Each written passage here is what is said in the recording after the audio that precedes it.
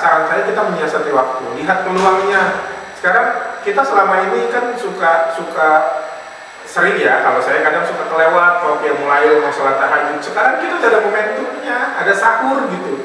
Teman-teman sahur, upayakan sebelum sahur sholat dulu 2 rakaat yang mulai. Kan kita dapat tahajud tuh. Coba bayangkan kalau itu bisa rutin 30 hari selama Ramadan, kita bisa dapat 30 hari berturut-turut, bisa qiyamul lail. Itu sesuatu yang agak sulit kita dapatkan ketika nggak puasa.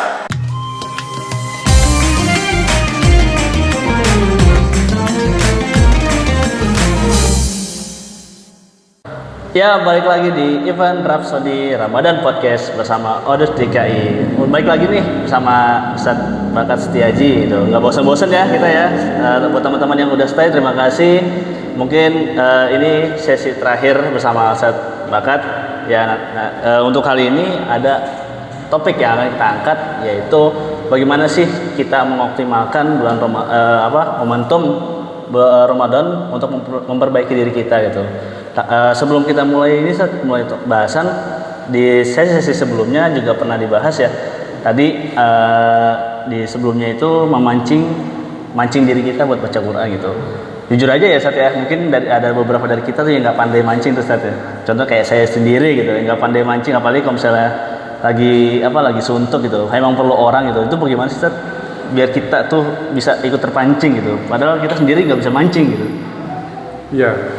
Ya, itu prinsip yang sering kali diulang-ulang tadi, bisa karena biasa karena dipaksa.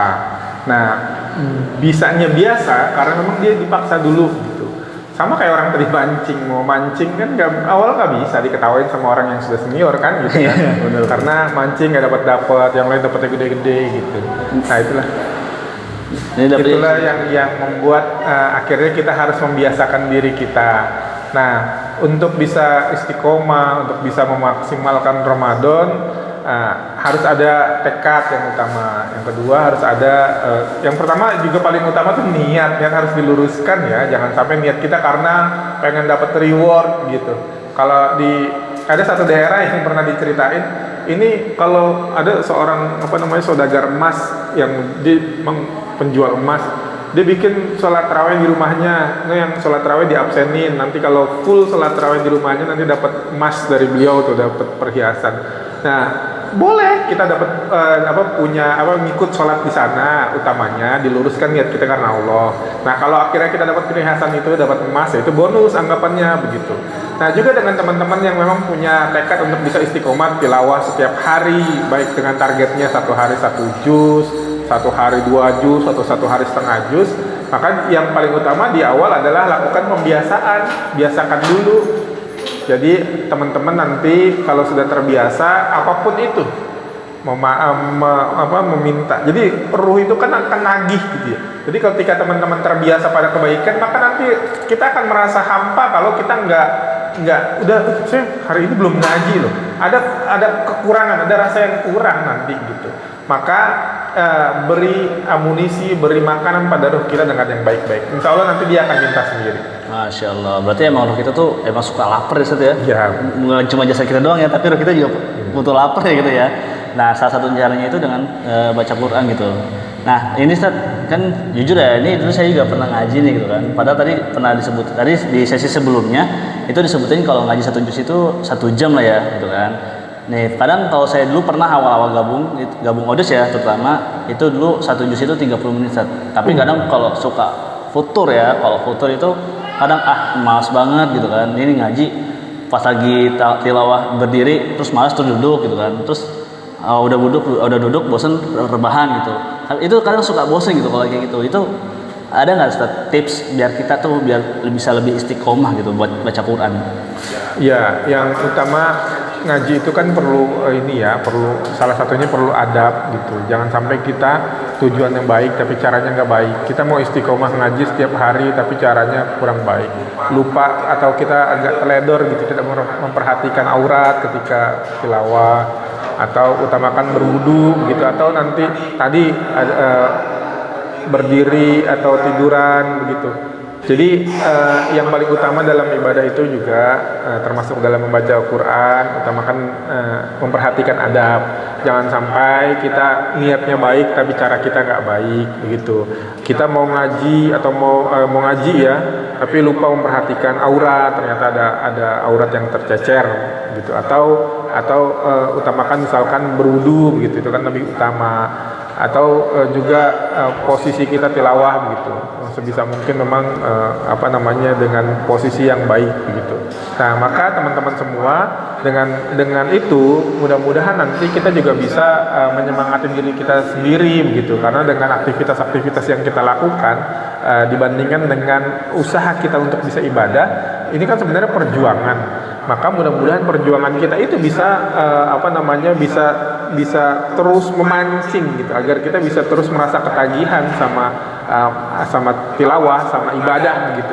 Jadi ketika teman-teman, saya yakin kok kalau teman-teman nanti sudah menikmati bercengkrama dengan Quran, bukan kita lagi yang merasa kita yang merasa harus ngaji, enggak, tapi kita sendiri butuh gitu. Kalau kita nggak ngaji aja, coba dalam hari ini biasa ngaji 1 hari 1 juz misalkan, atau 1 hari setengah juz aja tiap hari gitu.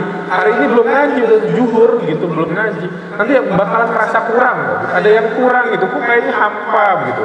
Itu nggak bohong, nanti coba teman-teman rasain. Coba syaratnya teman-teman istiqomah dulu ngajinya, nanti pasti ngerasain kurang. Nah, Masya Allah, berarti emang harus benar-benar dirutinkan terus ya Ustaz ya. Itu makanya tadi harus benar-benar, dari sesi sebelumnya juga dibahas, harus benar-benar dipaksakan ya. Betul. Dipaksakan, nanti karena dipaksakan nanti jadi terbiasa gitu. Itu Masya Allah. Nah Ustaz, ini juga tadi kan di sesi sebelumnya juga disebutkan Ustaz, kalau misalkan ini kan Ramadan ini kan tolak ukur ya untuk 11 bulan ke depan ya Ustaz ya.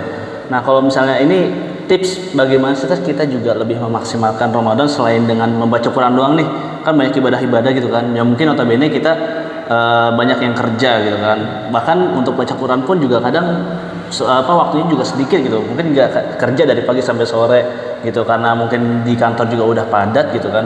Terus ibadah-ibadah yang lain tuh kayak sedikit bukan terbengkalai ya, tapi tidak bisa mengikuti gitu. Itu bagaimana sih kita memaksimalkan itu semua? Ya, saya menyarankan kita betul-betul pintar menyiasati dan juga mencari peluang. Nah teman-teman gitu, kalau kan banyak yang bilang luangkan waktu, jangan cari waktu luang. Itu teorinya benar gitu, tapi nyatanya kan susah gitu. Kalau nyatanya gampang, pasti orang akan lebih mudah gitu. Maka saran saya kita menyiasati waktu, lihat peluangnya. Sekarang kita selama ini kan suka sering ya, kalau saya kadang suka kelewat, mau qiyamul lail, mau sholat tahajud. Sekarang kita udah ada momentumnya, ada sahur gitu. Teman-teman sahur, upayakan sebelum sahur sholat dulu 2 rakaat qiyamul lail. Kan kita dapat tahajud tuh. Coba bayangkan kalau itu bisa rutin 30 hari selama Ramadan, kita bisa dapat 30 hari berturut-turut bisa qiyamul lail. Itu sesuatu yang agak sulit kita dapatkan ketika nggak puasa. Itu kan lebih mudah. Itu udah ada sarananya. Kalau teman-teman kebablasan, saya yakin nggak kebablasan ya, karena sudah banyak tuh anak-anak yang senang hobi bangunin sahur tuh, bahkan jam 2 tuh pakai perasaan iya, dan suka bangunin. Itu kita udah kebangun. Maka mudah-mudahan momentum itu.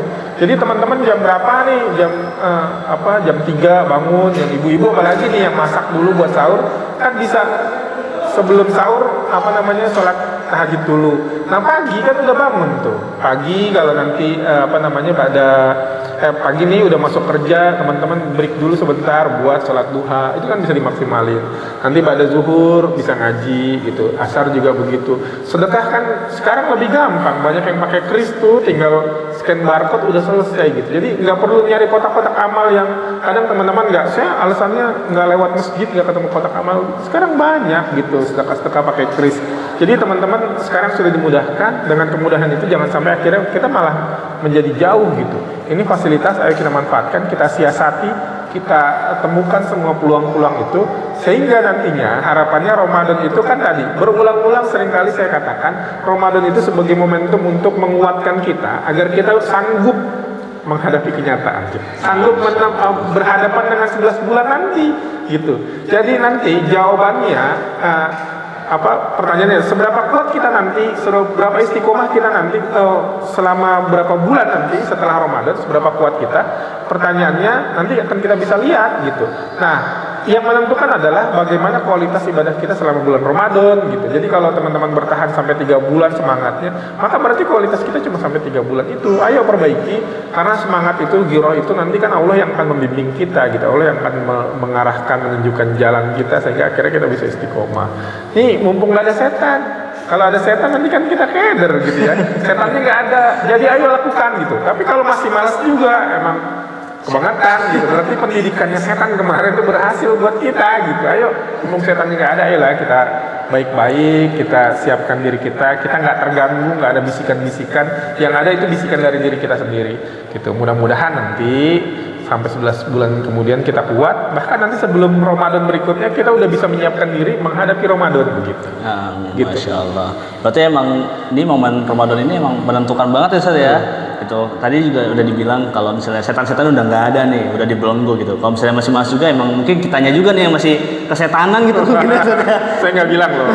Mungkin kitanya juga yang setan, makanya mungkin bisa ini kali ya Ustaz ya, bisa bersifat terus kali ya Ustaz ya buat minta ampun sama Allah biar kita nanti selama bulan Ramadan ini kita diberikan kekuatan, diberikan keistiqomahan biar bisa beribadah dengan lancar gitu. Pun nanti ketika kita mengejar Lailatul Qadar ya Ustaz ya, itu kita bisa meraih itu semua itu. Karena kan Lailatul Qadar ini kan lebih baik dari 1000 bulan ya Ustaz ya. Itu berapa tahun Ustaz 1000 bulan Ustaz? Wah, itu hitung sendiri deh. Itu kuis. Wah. Ya, mungkin buat teman-teman yang tahu silakan komen di bawah ya Ustaz ya. Jangan komen di bawah. Kalau gitu. saya jawab semuanya nanti nyontek. Gitu. Nah, mungkin itu dari dari cara kita memaksimalkan ini ya bulan Ramadan Ustaz ya, agar kita bisa memperbaiki diri. Ini sesi terakhir. Mungkin ada tambahan Ustaz dari antum? Ya, jadi teman-teman sekalian, semua yang berhubungan dengan Quran itu menjadi mulia. Quran diturunkan sama Allah melalui malaikat Jibril. Malaikat Jibril menjadi pemimpin para malaikat. Diturunkan kepada Nabi Muhammad, maka Nabi Muhammad adalah pemimpin para nabi. Diturunkan di bulan Ramadan, maka bulan Ramadan adalah bulan yang terbaik daripada bulan-bulan yang lain. Diturunkan kepada umatnya Nabi Muhammad, maka umat Nabi Muhammad adalah umat terbaik di antara umat-umat yang lain. Dan maka mudah-mudahan ketika Al-Quran ada di hati kita, Al-Quran bersama kita, kita terus bercengkrama sama Quran, mudah-mudahan kita menjadi umat yang terbaik, orang-orang yang menjadi pilihan, orang-orang yang disukai sama Allah, orang-orang yang bukan hanya dikenal di dunia tapi dikenal oleh penduduk langit. Loh, bagaimana kita dirindukan oleh penduduk langit? Maka hari ini saya mengajak, ayo kita maksimalkan bulan Ramadan ini.